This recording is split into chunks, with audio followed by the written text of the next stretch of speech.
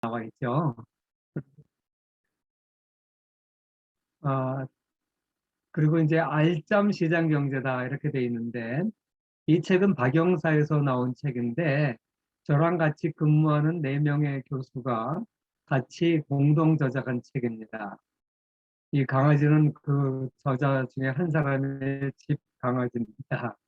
여기 제목이 알짬이라고 돼 있죠. 알짬이 뭔지 아세요? 여러분 알짜배기 이런 말 들어봤죠? 알짜배기. 그거의 명사형이에요. 이게 순 우리나라 말입니다. 그래서 쉽게 얘기해서 시장 경제, 또 경제학의 알짜배기만 모았다. 이런 뜻입니다. 요새는 좀 밀린 것 같은데 한때 박영사에서 베스트셀러였던 책인데 제가 이 책에 쓴 내용 중에 일부를 오늘 여러분들하고 같이 이 얘기하려고 합니다. 그래서 오늘 얘기하려고 하는 게 뭐 시장 경제의 핵심을 먼저 설명을 좀 드리고요. 두 번째는 이 시장 경제에 대해서 비판하는 사람들이 많아요. 그래서 그 비판에 대해서 왜 그 사람들이 비판을 하고 그게 왜 비판이 틀렸는가에 대해서 제가 얘기를 좀 할 겁니다. 그 다음에 마지막으로 시장 경제가 물론 완벽한 체제는 아니다. 그거를 보완하려면 어떻게 해야 될까? 우리 기독교인의 자세는 어때야 될까? 이런 얘기로 마무리를 짓도록 하겠습니다. 자, 그러면 먼저 시장 경제의 핵심적 요소 5가지를 설명하겠습니다. 여러분들이 대부분 잘 알아요. 그 초등학교 때도 배우고요. 중학교, 고등학교 때만 해도 뭐 경제라는 과목에서 어느 정도 배우죠. 우리 자본주의 시장 경제는 개인의 사유재산권을 인정한다. 그건 다 아는 거잖아요. 그죠? 그 다음에 조금 어려운 단어지만 금전적 유인의 동기 구조다. 이게 무슨 소리냐면 돈벌이를 위해서 열심히 노력하는 것을 나쁘게 생각하지 않는다. 이 말이에요. 우리 다 당연한 거 아니에요? 사실 우리는 자본주의 사회에 살고 있기 때문에 이 시장 경제의 핵심에 대해서 우리가 잘 압니다. 세 번째는 적 교환을 통해서 사회의 효율성을 달성하려고 그렇다. 이것도 단어가 좀 어려워서 그렇지 다 아는 거예요. 뭐냐면 우리가 물건 살 때 자발적으로 내가 먹고 싶은 거 사 먹잖아요. 그죠? 이런 의미예요. 네 번째, 보이지 않는 손. 이런 단어는 웬만한 중고등학생이면 다 알죠. 보이지 않는 손. 보이지 않는 손이 뭐예요? 투명 인간의 손이에요. 우리가 보통 가격을 얘기해요. 가격. 그 가격 기구를 통해서 가격을 보고 비싸면 안 사고 싸면 사잖아요, 우리가. 어떤 경제적 의사 결정을 할 때 기준이 가격이다 이 말이에요. 마지막으로 5번째, 우리는 경쟁을 통해서 경쟁을 굉장히 좋은 거라고 봐요. 어떤 사람들은 경쟁이 싫어하죠. 그러나 자본주의 시장 경쟁은 스포츠처럼 경쟁을 해야 된다. 그리고 경쟁을 통해서 발전이 있다. 이렇게 긍정적으로 보거든요. 그래서 이 5가지가 시장 경제의 핵심입니다. 여러분 뭐 더 이상 어떻게 보면 보충 설명이 필요 없을 수도 있어요. 그런데 이 5가지 한 가지 한 가지에 대해서 제가 조금 더 보충 설명을 할게요. 그럼 먼저 첫 번째 시장 경제의 특징은 사적 소유권 또는 사적 재산권을 인정한다 이 얘기죠. 어, 여러분들이 그 사적 소유권을 인정하지 않는 체제에 가보셨어요? 어디가 있을까요?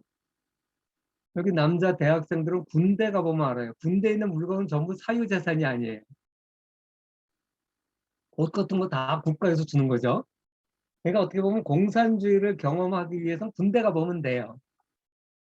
사실 공산사회는 사유재산권을 인정하지 않습니다. 물론 소련도 그랬지만 요새 여기 중국 같은 경우는 사회주의 국가, 공산주의 국가지만 사유재산 인정하죠. 근데 그 이유는 소련처럼 안 했더니 너무나 사회가 효율성이 떨어지더라. 그래서 사유재산권을 인정하는 거예요.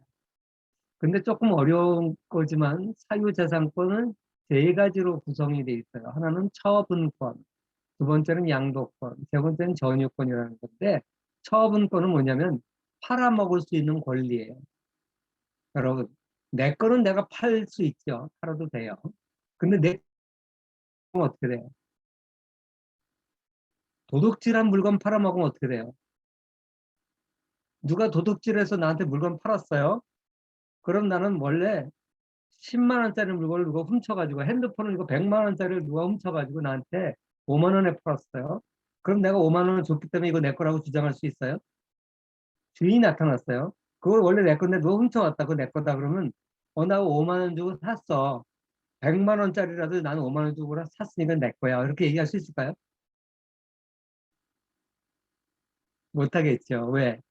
도둑질한 사람은 못 팔아요. 그렇다면 그걸 인정한다면 사회가 엉망이 될 거예요. 그래서 우리가 도둑질한 물건 사면 안 됩니다.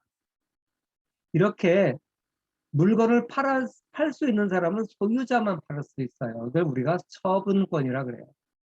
양도권도 마찬가지예요. 내가 내 거를 남한테 줄 수 있는 거지. 헌금하는 것도 내 거니까 헌금하는 거예요. 내 거 아닌 걸 헌금하면 어떻게 돼요? 내 거 아닌 걸 남을 주면 어떻게 돼요? 옆에 거 뺏어서 야 이거 너 가져. 그럼 주면 안 되죠. 양도권도 역시 소유자만이 갖고 있을 수 있어요. 근데 전유권이라는 건 뭐냐면 그거를 이용해서 이득을 얻을 수 있는 거예요. 예를 들어서 상가를 갖고 있다. 그럼 여기서 이득을 얻을 수 있잖아요. 응? 아무튼 이런 것이 전유권인데 이렇게 처분권, 양도권, 전유권 세 가지가 모두 다 소유주 한 사람에게 가 있는 것, 그걸 사유적 소유제도라 그래요. 어, 그러면 사유제 말고 다른 것도 있을까요? 공산주의에 공유제가 있겠죠. 공유제는 뭐예요? 개인이 보유하지 않고 집단이 같이 보유하는 거예요. 여러분 다 교회 다니시죠? 교회 건물은 누구 거예요? 누구 거예요? 대답해 볼 사람 있으세요? 내가 이렇게 질문하니까 어느 학생이 하나님 거예요 그러더라고요. 100점 만점이에요. 맞아요. 그러나 이 세상에서는 말고 하나님은 이 세상 모든 걸 갖고 있지만 이 세상 법에는 교회는 누구 거예요? 목사님 걸까요? 그렇게 주장하는 목사님도 있지만 사실은 그렇지 않아요. 어, 나라의 법에 따라서 교회 소유자를 등록은 할 수 있어요. 담임 목사님 이름으로 등록은 할 수 있어요. 근데 통상 교회는 교인들이 공동으로 보유하고 있다고 하죠. 그걸 총유라 그러는데요. 어, 아무튼 그래서 그러면 어떤 교회 다니는 사람이 헌금을 열심히 해서 그 교회를 세우는데 기여를 많이 했어요. 근데 그분이 그게 뭐 집사님이든 장로님이든 목사님이든 그분이 교회 세우는데 기여를 많이 했어요. 한 10분의 1쯤 했어요. 그래서 그분이 이제 교회 마음에 안 들어. 다른 교회 갈래. 그리고 다른 교회 갈 때 그럼 그 교회 10분의 1 가지고 나갈 수 있어요? 못하죠. 그게 공유제의 특징이에요. 같이 보유하고 있기 때문에 어느 개인이 가져갈 수 없어요. 그래서 공유제는 이용은 할 수 있고 거기서 수익도 가져갈 수 있지만 그거를 갖다가 개인이 내가 일부러 뺏어가든 내가 자손한테 준다든지 이건 증여는 못해요. 아무튼 이렇게 소유권에 대한 제도들이 여러 가지가 있는데 자본주의는 사유재산권을 제일 소중하게 여기는 제도다. 그 얘기입니다. 두 번째, 아까도 얘기했죠. 금전적 유인의 동기구조. 이게 무슨 소리냐면 금전적 이득을 취하려고 하는 행동에 대해서 나쁘게 생각하지 않는다 이 말이에요. 사실 자본주의 사회가 도래되기 전에는 생기기 전에는 막 돈 벌려고 애쓰는 사람을 조금 천하게 생각했어요. 그건 기독교 사회도 마찬가지고 유교 사회도 마찬가지예요. 어떤 사람을 존경했을까요? 남에게 베푸는 사람, 욕심 없는 사람, 이런 사람을 좋은 사람이다 생각했죠. 그리고 막 돈벌이 하려고 이런 사람은 천한 사람, 좋지 않은 사람 이렇게 생각했어요. 그런데 자본주의 사회가 도래하면서부터는 인간이 자기의 이익을 위해서 합리적으로 법을 지켜가면서 합리적으로 노력하는 것은 나쁜 게 아니다. 선한 거다. 이렇게 생각했어요. 왜 그런 생각이 바뀌었을까요? 왜 그렇게 생각이 바뀌었을까요? 여러 가지 이유가 있지만 개인이 자기를 위해서 이기적으로 행동하더라도 결과적으로 사회 전체적으로 그게 유익하다라고 하는 생각을 가진 사람들이 공감하기 시작했기 때문에 그 대표적인 게 바로 누구예요? 아담 스미스죠. 아담 스미스가 국부론에서 여러분 많이 들어봤죠? 우리가 아침에 이렇게 맛있는 빵을 먹을 수 있는 이유는 빵 가게 주인의 자비심 때문이 아니라 그 사람은 돈 벌려고 빵을 만들어 판 건데 그 사람 덕분에 우리가 아침 일찍 일어나서 빵을 새로 굽지 안 하고 조금의 돈을 주고 사 먹으면 되니까 우리가 아침에 맛있는 빵을 먹을 수 있다. 이렇게 얘기한 거죠. 그래서 오직 자신의 이익만을 위해서 생각하는 사람이 있기 때문에 사회 전체들이 유익이 된다. 아담 스미스 이후에 많은 사람들이 맞다. 우리가 개인이 자기의 남에게 피해만 주지 않는 범위 내에서 열심히 자기의 이익을 위해서 노력하다 보면 사회 전체가 발전하고 그게 결국 좋게 된다. 이런 인식이 확산하게 된 거예요. 그래서 조금 더 발전하면서 이걸 도덕적 연금술이라 그래요. 도덕적 연금술. 여러분 연금술이 뭔지 알죠? 중세에는 굴이나 금하고 비슷하게 생긴 광물 가지고 금으로 변화시킬 수 있을 거라고 생각을 했어요. 과학 기술 지식이 충분하지 않았기 때문에 그래서 많은 사람들이 어떻게 하면 저 값비싼 금을 쉽게 만들어낼까 그렇게만 하면 돈을 엄청 벌 수 있는 거예요. 그래서 그런 걸 연구했는데 그걸 연금술이라고 해요. 그건 요새 말로 치면 노다지라고 그러나요? 일확천금을 할 수 있는 길이에요. 그런데 그 탐욕이 바로 도덕적 연금술이다. 쉽게 얘기해서 탐욕이라는 것은 인간관계에서는 나쁜 건데 결국 이것 때문에 사회가 발전을 하니까 금을 만들어내는 것처럼 굉장히 귀한 일을 한 거라는 거예요. 그래서 이 탐욕을 사회 이득으로 변화시켜주는 게 뭐냐? 그게 바로 시장 기능이라는 거예요. 여러분 뭐 나중에 얘기하겠지만 그건 나중에 얘기할게요. 아무튼 그래서 시장은 도덕적 연금술이다. 이렇게 이제 얘기를 하기도 합니다. 여러분, 우리 사회에 음, 돈으로 살 수 없는 것들이 있어요. 그 중에 하나가 자동차 번호판입니다. 여러분, 자기 집에 자동차 번호 잘 못 외우죠? 운전을 직접 하고 있는 분들 아니면 가족들은 잘 몰라요. 왜? 번호가 복잡하니까. 나도 처음에 자동차 샀을 때는 식당 같은 데서 이제 주차해 주려고 자동차 번호 물어보고 가만히 있으면 내 자동차 번호가 몇 번이더라. 나도 내가 외우기 쉬운 뭐 내가 원하는 번호로 하면 좋을 텐데 그렇게 못해요. 왜? 그러면 너도 나도 좋은 번호 가져가려고 그럴 거 아니에요. 그러니까 그냥 우리 자동차 번호판 가지러 이제 구청에 가면은 그냥 무작위로 줍니다. 재수 좋으면 좋은 번호판 받는 거고 재수 나쁘면 뭐 외우기 어려운 복잡한 번호판 받아요. 근데 만약에 번호판을 돈 주고 사고 팔고 개인이 보유할 수 있으면 어떻게 될까요? 그런데요, 중국은 사회주의 국가인데도 자동차 번호판이 사유재산입니다. 그래서 중국에서는요, 옛날에 신문에 한번 났는데 888888 8이 6개 붙은 이 번호판이 얼마에 팔린 줄 알아요? 이게 지금으로부터 15년 전에 그때 한국 돈으로 2억 9천만 원, 거의 3억 원에 팔렸어요. 왜 그런지 아세요? 중국말로 팔자가 우리나라에 돈을 번다라고 하는 의미의 파라는 거하고 다 발음이 비슷하대요. 그래서 돈 번다는 의미의 숫자가 6개나 있으니까 이게 복이 들어온다. 그래가지고 약간 우리처럼 믿지 않는 불신자들이 많고 또 행운의 숫자 이런 거 믿는 사람들이 많아서 중국에서 저게 15년 전에 8억에 팔렸대요. 3억에. 이렇게 자동차 번호판을 중국 같은 데는 사고 팔고 하는데요. 우리 한국에는 못하게 돼 있어요. 사유재산으로 안 돼 있어요. 자, 그러면 사유재산으로 안 되면 이 어떤 부작용이 날까요? 이 번호판을 누가 나눠준다 그랬어요? 구청 직원이 나눠준다 그랬잖아요. 그리고 구청 직원이 이렇게 봐서 자기가 볼 때 좋은 번호판, 남들이 탐낼 만한 번호판이 있으면 어떻게 할까요? 딱 뒤로 숨겨놨다가 자기 아는 사람을 훔치거나 돈 주고 팔 수도 있겠죠. 그런 부작용이 가능해. 제가 이거 사진에서 우연히 찍은 거예요. 주차장에서 보니까 33에 3333이에요.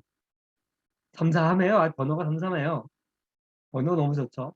가끔가다 길에 가다 좋은 번호를 보는데요. 이상한 게 좋은 번호판들은 다 고급 승용차에 붙어 있더라고요. 우연일까? 그래서 제가 의심을 했어요. 저거 우연이 아닐 거야.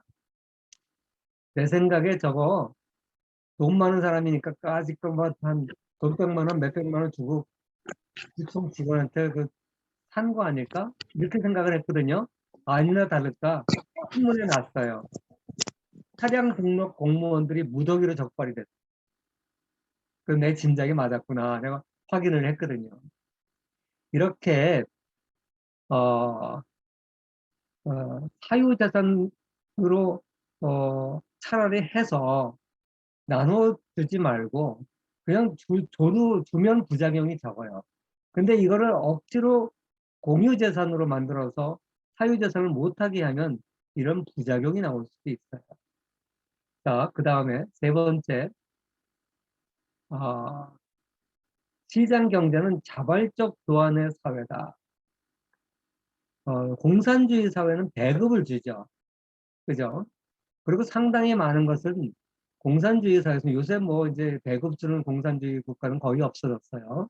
이제 중국 같이 이제 어느 정도 시장 경제를 활용하는 사회주의 국가가 대부분이에요. 그러나 어쨌건 공산주의 사회는 여전히 공산당의 힘이 세요.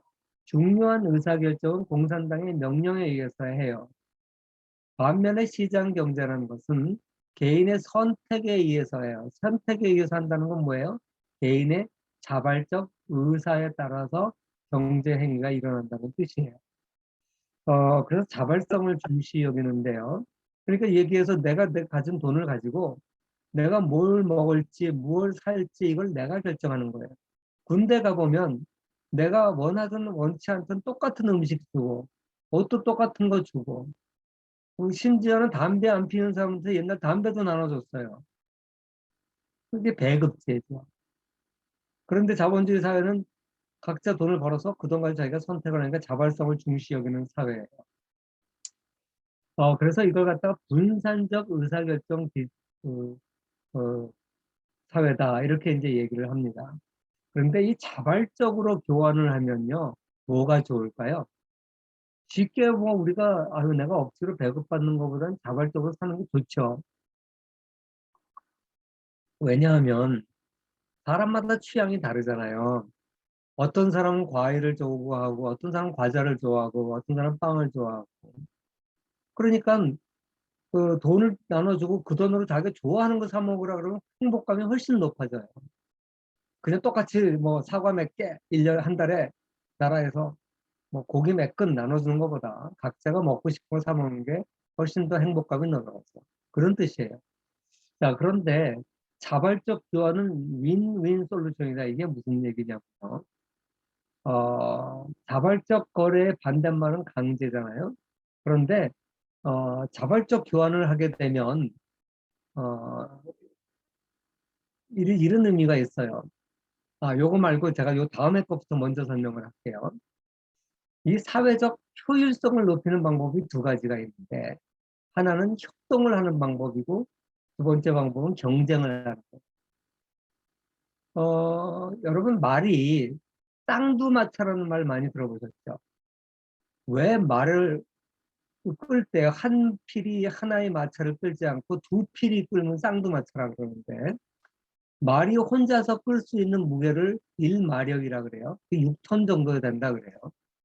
그런데 신기하게 두 피를 묶어서 쌍두마차로 끌면 6톤의 두 배인 12톤이 아니라 32톤을 끌 수 있다 그래요. 신기하죠? 아마 말을 못하는 말이 서로 힘내라, 힘내라, 엉차, 영차 그러나 봐요. 아무튼 그래서 쌍두마차를 많이 쓴다는 거예요. 훨씬 더 효력이 높아진대요. 사람도요, 혼자 일하는 것보다 둘이 같이 일하면 2배가 아니라 3배, 4배의 효과가 나요. 그래서 우리가 그걸 시너지 효과라 그래요. 시너지 효과. 혼자서 일하면 지루하고 하기 싫고 게을러지고 막 그래요. 둘이서 얘기하면서 이렇게 하다 보면 자기도 모르게 일을 많이 하거든요. 그래서 많은 일을 이제 둘이서 같이 하죠. 이렇게 협동을 하면 시너지가 발생해요. 또 한 가지는 경쟁을 해도 역시 시너지가 발생합니다. 마라톤에서 신기록이 나오려면요. 1등 저 앞에 가고 2등, 3등 저 뒤에 쳐지는 그런 마라톤 게임에서는 신기록이 안 나온대요. 마지막 골라인까지 그냥 피 말리는 접전이 벌어지는 마라톤 게임에서 신기록이 갱신이 됐어요. 인간이라는 게 그렇게 경쟁을 해야 자기가 젖먹던 힘까지 다 발휘하게 되는 게 인간의 모습인 것 같아요. 그래서 사회적 효율을 높이려면 협동을 하던가 아니면 경쟁을 하던가 이 두 가지가 사회적 효율을 높이는 방법이에요. 그런데 일반적으로 많은 사람들이 사회주의는 협동을 강조하고 자본주의 시장 경제는 경쟁을 강조한다. 이렇게 생각을 해요. 그 말이 맞을까요?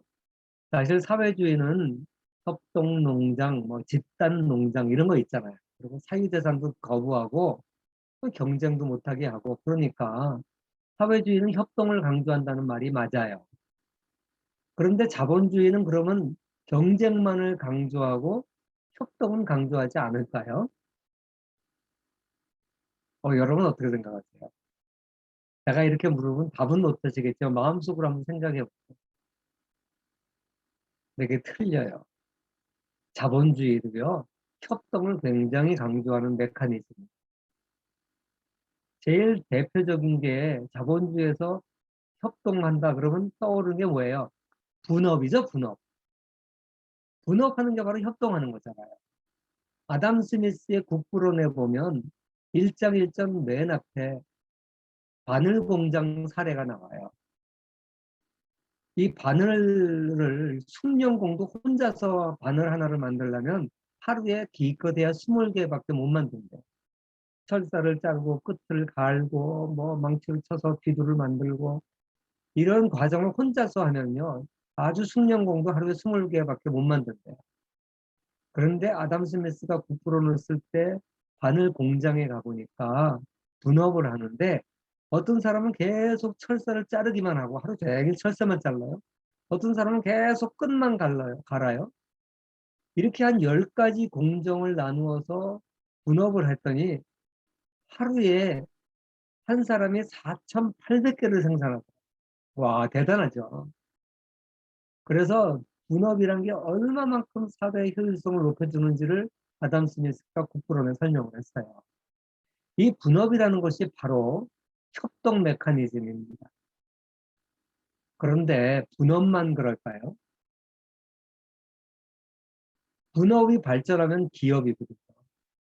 기업도 일종의 분업이에요. 그것도 그런데 소비도 협동 메커니즘이에요. 아니 소비가 어떻게 협동이에요?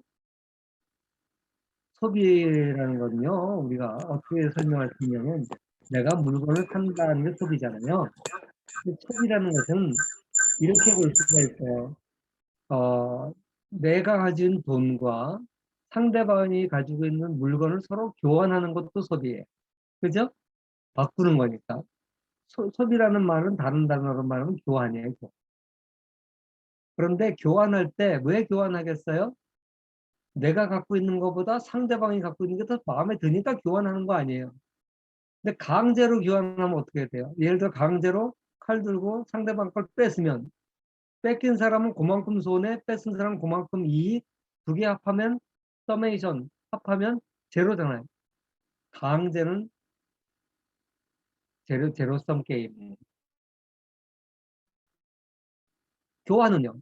나는 저게 더 마음에 들어. 저 사람은 내게 더 마음에 들어. 그래서 서로 교환을 했어요. 그럼 교환하고 나서 저 사람의 만족감도 올라갔고 내 만족감도 올라갔으니까 두 개를 합하면 윈윈.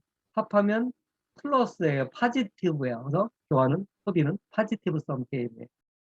그러니까 이런 사회에서 자발적 교환이 많아지면 많아질수록 사회 전체의 효율성이 올라가는 거잖아요. 만족감이 올라가는 거잖아요. 그래서 시장 경제는 경쟁도 하지만 자발적으로 협동 교환도 많이 하기 때문에 이 자본주의는 그 효율적인 사회가 되는 겁니다. 아무튼 자본주의는 이렇게 매우 그 자발성을 통해서 효율성을 높이는 특징을 가지고 있어요. 네 번째, 그리고 의사결정할 때 기준이 뭐냐 하면 상대방이 불쌍해서 사주는 것이 아니라 내가 필요해서 살잖아요. 그리고 그 필요해서 사는데 그 기준이 가격이에요. 내가 볼 때 가격이 저 가격이면 살만하다 그러면 사요. 그래서 시장 가격에 의해서 의사결정을 하죠. 여러분 그 옷은 8벌밖에 없는데 10사람이 있다고 쳐봐요. 두 사람은 옷을 못 가져요. 그럴 때 어떻게 나눠줄까요? 시장적인 방법은 뭐예요? 돈 많이 내는 사람한테 주는 거죠. 결국 돈 없는 두 사람은 옷을 못 가져요. 그러니까 불쌍하다 그러는 건데, 그래서 시장 경제 나쁘다. 그래가지고, 그러면 누가 그 8명을, 옷을 가질 수 있는 8명을 어떻게 고르는 게 제일 바람직할까요? 그러니까 시장 경제로 활용하지 않는 방법은 원시 사회에서는 힘센 놈이 다 차지할 거예요. 힘센 놈이 저희 다 비켜있는 놈, 8개 다 차지해. 그래가지고, 야, 내 말 잘 듣는 놈, 하나씩 나눠줘. 그래서 권력이 생기는 거예요. 권력 밑에 똘마니가 생기고. 나머지 제일 미운 놈 두 놈 안 주는 거예요. 그럴 수도 있겠죠. 반대로 매우 도덕적인 사회가 있다고 그래봐요. 그럼 서로 양보해. 아유, 난 괜찮으니까 당신 가지세요. 아유, 형제님 가지세요. 자매님 가지세요. 자기는 갖고 싶지만 여러 가지 도덕적인 이유 때문에 서로 양보해. 그래서 한 5명은 옷 입은 척하고 옷을 입어요.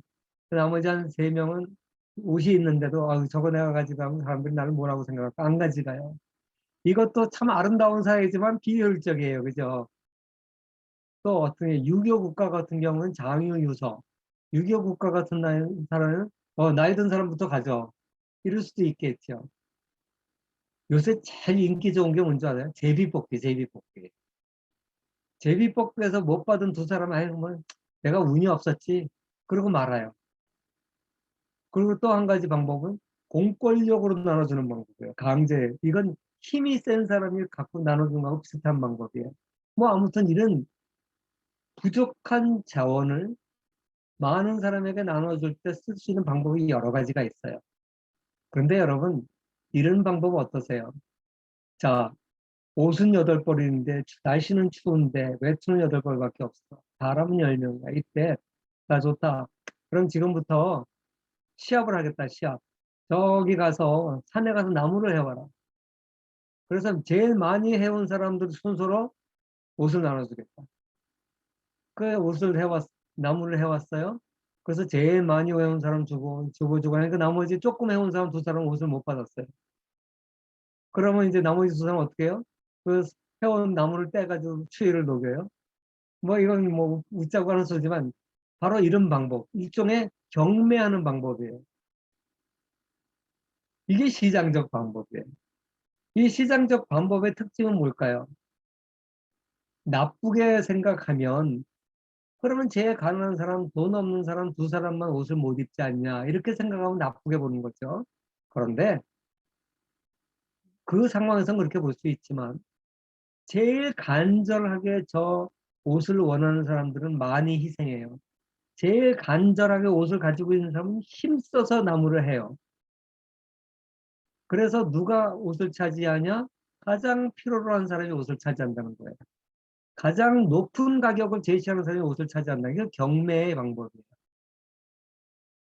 어떤 사람이 경매에서 낮은 가격을 쓰느냐? 좀 덜 필요한 사람. 에이, 난 뭐 그렇게 필요하지 않아. 나는 뭐 이렇게 이상 지불할 마음이 없어. 그런 사람들이 낮은 가격을 써낸다는 거죠. 그래서 시장적인 방법은 약간 냉정해 보일 수는 있지만 그 방법이 가장 필요로 하는 사람에게 돌아간다는 면에서 우수한 방법이라는 거예요. 여러분, 제비뽑기는 사람의 불만을 잠재울 수는 있어요.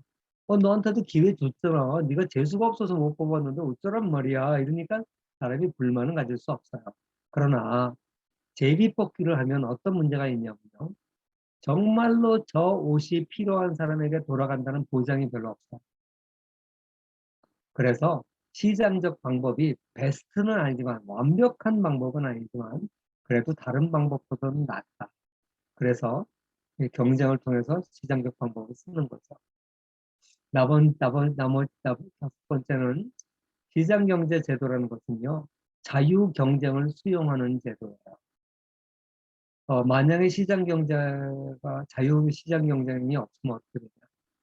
그러면요, 과거 전근대 사회를 보면 신분이 그 사회를 지배. 요새로 치면 신분제가 없어졌다 그래도 학벌이라든지 이런 게 지배하겠죠. 그리고 요새 이제 공산주의 사회 같이 정부가 그걸 하면 부정부패가 많아져. 그게 이제 또 부작용이죠. 그래서 이 경쟁이라는 것은 뭐냐? 경쟁이라는 것은 뭐냐? 우리 그 여러분 경제학을 공부해 본 사람은 시장 참여자가 많으면 자유경쟁, 그리고 시장 경제에서 혼자밖에 없으면 독점, 뭐 이렇게 얘기하잖아요. 그런데 사실 경쟁이라는 것은요, 누가 더 잘하느냐를 발견하기 위한 절차예요. 여러분, 우리가 대표 선수를 뽑을 때 경쟁을 시키잖아요. 경쟁을 안 하면요, 누가 잘하는지 알 수가 없어요. 그래서 경쟁은요, 효율적인 사람을 발견하기 위한 절차다. 이렇게 얘기해요. 여러분, 요새 우리 월드컵 축구하죠. 한국이 지금, 어, 10년째 지금 후보에 월드컵 출전을 할 것 같아요. 우리가 9번 했고, 이제 이번에 이제 월드컵 본선 진출하면 이 10번을 갖다 진출하는 이제 기록을 세우게 돼요. 근데 우리 옆에 있는 중국은요, 우리보다 인구가 얼마나 많아요? 26배 많아요.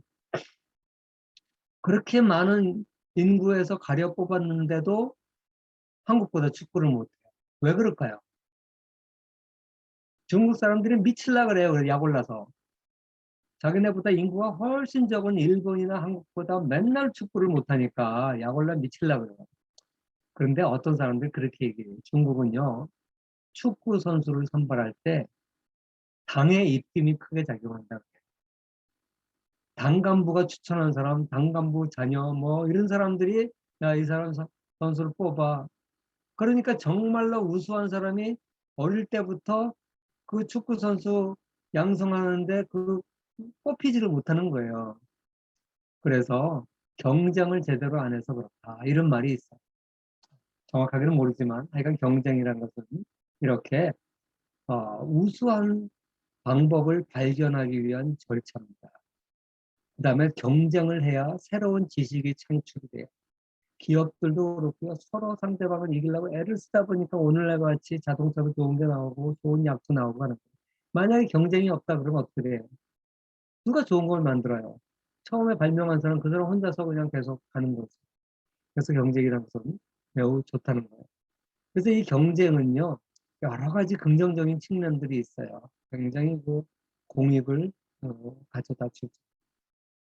자, 그래서 시장 경제를 한마디로 최선은 아니지만 다른 대안들보다 낫다 이렇게 얘기해서 이걸 갖다가 영어로 줄여서 TINA라 그래요. There is no alternatives. Alternatives라는 건 뭐냐면 대안이라는 거죠.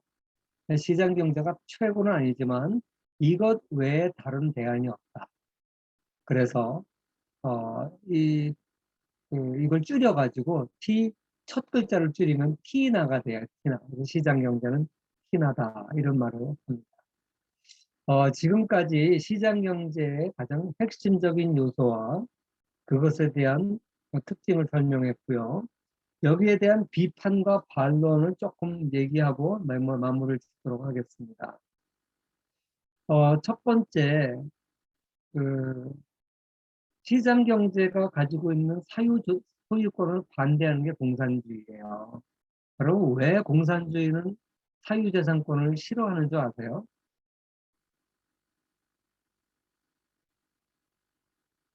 왜 그러냐면요. 자본주의 시장 경제는 인간의 욕망을 증폭시키는 제도다 이렇게 봐요. 다시 말해서 인간이 이기적으로 자기의 욕망을 추구하는 것을 긍정하는 체제이다 보니까 그러니까 인간의 욕심은 한없이 커진다 이렇게 보는 거예요. 짐승의 왕 사자라도 배가 부르면 더 이상 먹이를 사냥을 하지 않아요. 재미로 사냥감을 죽이진 않아요. 그런데 인간은 평생 쓰지도 못할 물건을 재산을 갖고 있는 사람도 더 많이 벌려고 애를 쓴다는 거예요. 그래서 이렇게 사유재산 제도가 인간의 욕망을 자꾸만 증폭시키는 제도다. 그래서 사유재산 제도가 있는 한 인류 사회는 끊임없이 약육 방식의 사회가 됐다. 이래서 사유재산을 반대해요. 여러분 어떻게 생각하세요? 우리가 살고 있는 자본주의 시장 경제 그리고 여기서 허용하는 사유재산 제도 이걸 우리 크리스찬들이 어떻게 생각해야 돼? 판단해야 될까요? 긍정적으로 판단해도 될까요? 사실 시간이 좀 많이 있으면 여기에 대해서 진지하게 많은 얘기를 할 수가 있는데 시간이 많이 없으니까 마르크스 얘기 하나만 하고 마칠게요. 마르크스가 공산주의 이론의 창시자잖아요. 이 사람이 사유재산제를 반대했어요. 그래서 오늘날 기본적으로 사회주의를 지지하는 사람은 사유재산제를 반대합니다. 물론 저기 중국 같은 데는 공산주의 사회지만 사유재산제는 인정은 해요. 근데 할 수 없이 하는 거예요. 할 수 없이. 정말 중요한 것들은 가능한 한 사유재산을 줄이려고 해요. 기업도 중요한 기업은 국유 또는 공산당이 운영하려고 그러고요. 그게 이제 공산사회의 모습이죠. 마크스는 왜 사유재산제도를 반대했는가 하면 마크스는 인간의 본성을 두 가지로 봤습니다. 제1본성과 제2본성이 있다고 그랬어요. 그 제1본성은 뭐냐면 인간이 가지고 있는 뭐 식욕, 성욕 이런 거. 인간이 식욕이 없으면요 굶어 죽어요. 자기가 먹고 싶지 않으면 그거 참 고통이에요. 인간이 삶이 영이 되게 하려면 식욕이 있어야 됩니다. 성욕이 있어야 자손이 번성이 돼요. 그러니까 이런 거를 선천적으로 태어날 때부터 갖고 있는 본성이다. 그래서 이걸 제1본성이라 그래요. 그런데 인간이 갖고 있는 물욕 있잖아요. 물질에 대한 욕망, 이거는 후천적이라고 봐요. 그러니까 무슨 말이냐면, 여러분 그 견물생심이라는 말 있죠? 그 쇼윈도우에서 백화점에 가서 물건을 보면요. 처음엔 살 생각이 없었는데, 보면 갖고 싶어요. 사고 싶어요. 그래서 충동 구매를 하죠. 이렇게 인간은 누구나 다 물욕이 있는데, 이거는 후천적인 거라는 거예요. 제2의 본성이라고. 자본주의의 사적 소유자는 이렇게 후천적인 물력을 자꾸만 극대화시켜주는 제도다. 그래서 나쁘다는 거예요. 그래서 가능한 한 사유재산제가 없어야 된다. 이렇게 본 거예요. 자, 여러분은 어떻게 생각하세요? 물력이 후천적인 걸까요? 소련이 1917년에 공산주의 실험을 했습니다. 볼셰비키 혁명이 일어나고 공산주의가 시작됐어요. 그리고 소련이 1992년에 소련 연방이 무너졌는데 그 사이에 73년의 세월이 흘렀습니다. 그러니까 소련 사회는 73세 이하의 사람들은요. 자본주의의 사적 소유제도 하에 태어난 사람들이 아니에요. 그런데 소련이 붕괴됐을 때 그리고 소련 사람들이 다른 서방 자본주의 세계의 사람들보다 욕심이 덜했을까요? 인간의 본성이 그러면 변화됐을까요? 아니에요. 똑같아요. 그 사람들도 욕심 있는 거 마찬가지고요. 물욕이 있는 거 똑같아요. 이런 걸 보면 인간이 후천적으로 약간의 이제 변화는 있을 수 있지만 인간이 이기적이고 이런 모습은 하나님 타락의 결과이기 때문에 원래부터 있었던 겁니다. 그래서 이걸 부정할 수가 없다는 거예요. 두 번째, 물질적 동기 구조를 비판하는 사람들은 뭐냐면 시장 경제는 천박한 상업주의가 지배합니다. 이윤 추구는 비윤리적이다. 그리고 물질적 인센티브는 가치를 훼손한다. 이런 생각들을 가지고 있어요. 여러분 시장에서 옛날 6.25 문화도 그래요. 시장 통에는 전부 천박한 상인들이 있다고 봤어요. 그래서 사농공상의 신분 질서를 세웠죠. 그러니까 학문을 하는 선비들이 고상한 사람들이고 시장에서 장사치들은 천박하다고 본 거예요. 여러분 상업주의는 천박한 것입니까? 어떻게 보세요? 상업주의에 대해서 한마디만 얘기해요. 여러분 이 클래식 음악은 고상하고 그리고 이 뭐죠 딴따라라고 표현을 하는데 상업 음악은 천박한 겁니다. 사실 클래식 음악 하는 사람들은요 일반 어, 유행가나 이런 걸 좀 천박하게 여기는 경향이 있어요. 음악의 수준을 가지고 보면 그렇게 볼 수도 있겠죠. 그런데 상업주의라는 게 뭔지 아세요? 돈 때문에 생산하는 거 아니에요. 음악도 돈 때문에 하는 거 아니에요. 이렇게 보면 천박해 보이지만 돈 때문에 한다 그러면 천박해 보이지만 결국 사람들이 원하는 걸 생산하는 거 아니에요. 아무리 좋아도요. 사람들이 원하지도 않은 걸 생산하면 망해요, 자본주의가. 그러니까 상업주의라는 건 뭐냐? 많은 사람이 원하는 걸 생산하는 거예요. 물건을 만드는 사람들은요. 전부 자기가 생산하는 게 최고 좋다고 생각해요. 근데 그거를 판단하는 곳은 어디예요? 시장이에요. 시장에다 물건을 갖다 내는 사람은 전부 다 자기 물건이 좋다고 생각해요. 그런데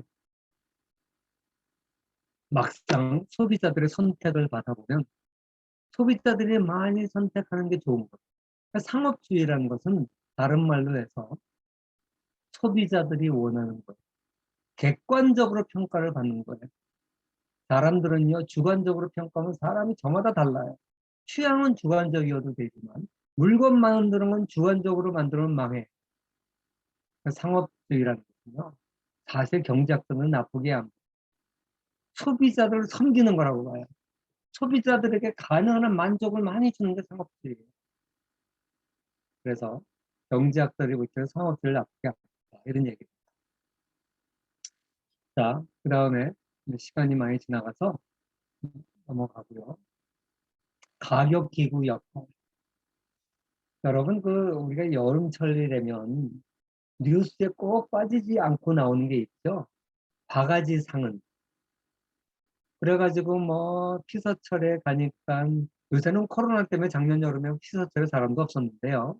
늘 피서철만 되면 예를 들어서 생수 한 병에 2,000원에 팔린다든지 아이스케이크가 500원짜리가 2,000원에 팔린다든지 바가지 상은에 대한 뉴스가 늘 나옵니다.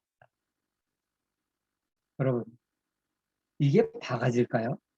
슈퍼에서 500원이면 사 먹을 수 있는 아이스케이크가 저렇게 바닷가에서 2,000원, 1,500원에 팔리는 게 바가지일까요? 객관적으로 500원짜리가 1,500원 3배에 팔리니까 바가지다 이렇게 얘기할 수 있지만 여러분 어떠세요? 사람들 왜 사 먹어요? 내가 수영하다 말고 피서하다 말고 저 슈퍼까지 가가지고 목이 마르고 더운데 아이스케이크 하나 사면 귀찮잖아요. 그러니까 거기서 파는 거예요. 그 파는 사람은 남들처럼 놀지도 않고 땀 비실비실 흘리면서 팔아요. 그럼 그 정도 이득을 봐야지요. 정상 이득이라고 경제학자는 봐요. 근데 많은 사람들이 이걸 바가지라고 그러죠. 그러니까 가격 기구는 분배 역할을 하는 거예요. 세상에 바가지라는 것은 없습니다. 어, 그 다음에 경쟁에 대해서는 아까 제가 얘기했으니까 생략을 하겠습니다. 사실 경쟁을 긍정적으로 평가하기 위해서는 두 가지 전제 조건이 필요합니다. 첫째는 공정해야 되고요. 경쟁의 결과가 지나치면 안 돼요. 공정하다는 것 말 무슨 말인지 다 알죠. 아무리 경쟁이 중요하다 그래도 공정하지 않은 경쟁은 그 결과에 승복하지 못합니다. 그러니까 뭐 당연한 거고요. 두 번째, 또 공정한 경쟁이라고 하더라고요. 경쟁의 결과가 지나치면 안 돼요. 예를 들어서 복싱 같은 거는 공정하게 경쟁을 했지만 사람이 죽기도 하거든요. 간혹 가다가. 그게 너무 잔인하다. 그래서 복싱을 금지하는 나라들도 있어요. 공산주의 국가들이 되게 금지를 하는데 복싱보다 더 심한 게 중세 로마 시대에 있었던 글래디에이터 아시죠? 글래디에이터에서는 지면은 죽어요. 그런데 그 시대 사람들 거기에 열광을 했거든요. 아무리 공정한 검투사 경기라 그래도 목숨을 내놓아야 된다 그러면 오늘날 인정하지 않죠. 그러니까 자본주의 경쟁도 경쟁의 결과가 너무 비참하면 안 돼요. 예를 들어서 사업하다가 망했다고 해서 그 집안 식구가 전부 다가 자살을 한다든지 그 집안 식구가 전부 아주 비참한 지경에 떨어진다 그러면 안 돼요. 그래서 각 나라들은 경쟁의 결과가 너무 비참해지지 않도록 하기 위해서 파산법이라는 걸 만들었어요. 그래서 기업을 하다가 경쟁을 하다가 파산을 하더라도 그 파산당한 기업인을 보호해주는 법을 만들었습니다. 아무튼 이렇게 두 가지 조건만 만족된다면 경쟁이란 건 결코 나쁜 것이 아니에요. 근데 사람들이 나쁘게 생각하는 이유는 뭐냐면 다 경쟁은 나조라고 하는 게 남조라고 하는 거기 때문에 그래요. 경쟁하는 사람 싫어요. 예를 들어서 생산자가 경쟁을 하면 이득을 보는 것은 생산자가 아니라 소비자예요. 소비자 좋으라고 경쟁하는 거고. 그러니까 경쟁은 나를 위해서 하는 게 남을 위해서 하는 거니까 경쟁한 당사자는 싫은 게 당연하죠. 그러니까 교수도 경쟁하기 싫어하고요. 어떻게 보면 교수 평가받는 거 경쟁이에요. 그거 싫어해요, 교수도. 응? 그 다음에 뭐 선생님들도 싫어하고요. 다 싫어해요, 누구나 경쟁은.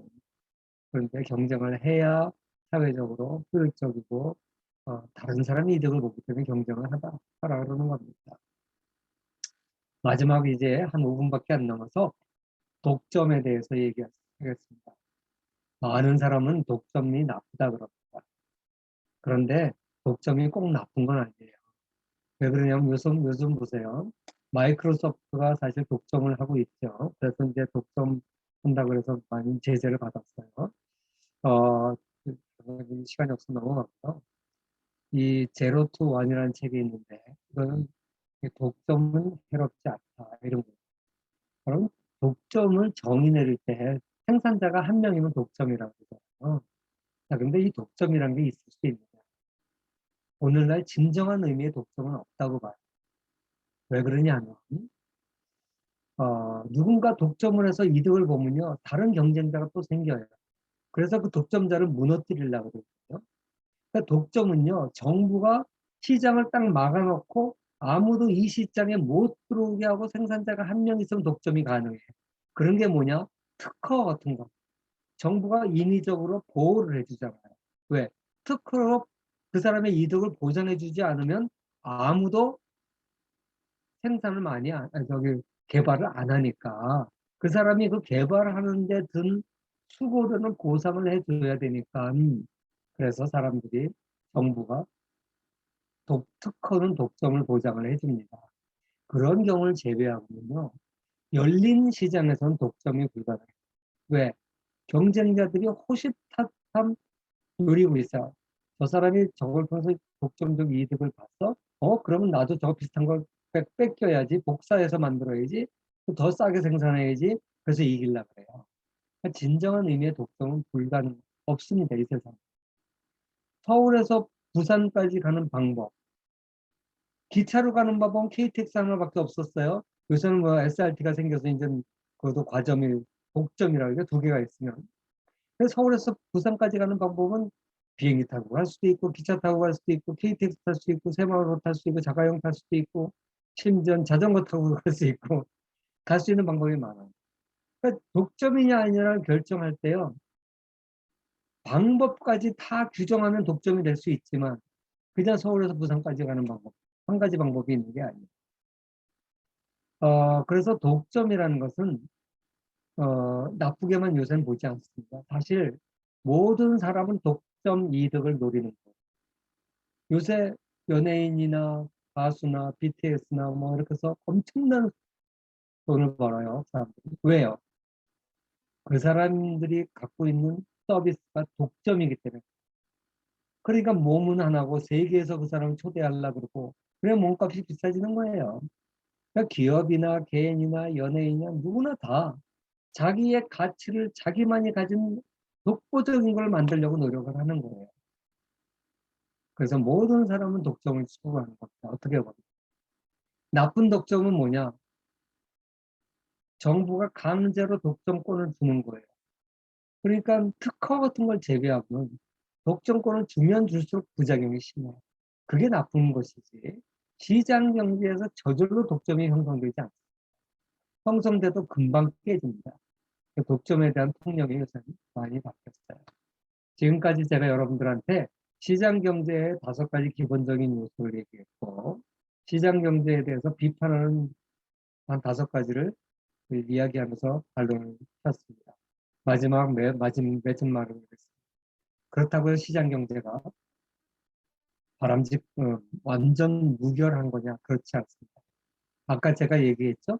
시장 경제는 티나다, 티나. 다른 대안이 없어서 할 수 없이 하는 것. 그런 얘기했습니다. 또 어떤 사람은 시장 경제는 정의롭지 못한다. 이런 얘기. 여러분, 시장 경제가 정의를 보장해 주지 못한다. 이 말이 틀릴까요? 맞을까요? 맞아요. 왜? 정의가 뭡니까? 공정이란 말이 있고 공평이란 말, 그 정의란 말이 있어요. 공정은 페어예요. 공평은 이퀄이에요. 정의는 저스티스. 시장 경제가 추구한 건 공정한, 페어한 경쟁을 추구하는 거죠. 공평한 걸 추구하는 건 아니에요. 그건 공산주의가 추구하는 거예요. 그러면 저스티스라는 것은 뭘까요? 정의롭다는 건 뭐예요? 정의롭다는 것은요. 공, 아주 애매한 표현이에요. 여러분, 과정이 공정하면 결과가 공평하지 않습니다. 예를 들어서 공정하게 경쟁을 해보세요. 틀림없이 거기는 잘하는 사람이 나타나고 못하는 사람이 나타나요. 잘하는 사람과 못하는 사람이 나타났을 때 그걸 차별적으로 대우하는 게 공정한 거예요. 공평한 거예요. 그런데 똑같이 대접하는 게 공정하지 않은 거죠. 그죠? 그러니까 과정은 공정하고 결과는 정의롭고 이거는 효용 모순이에요.